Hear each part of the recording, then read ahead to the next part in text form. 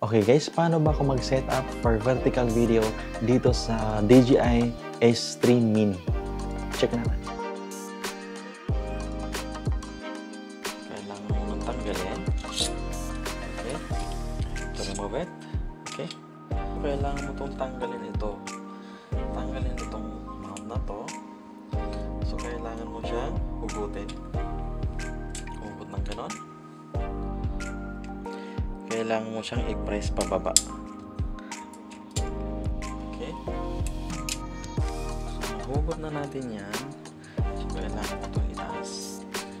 So, like that. So, center. Kailangan natin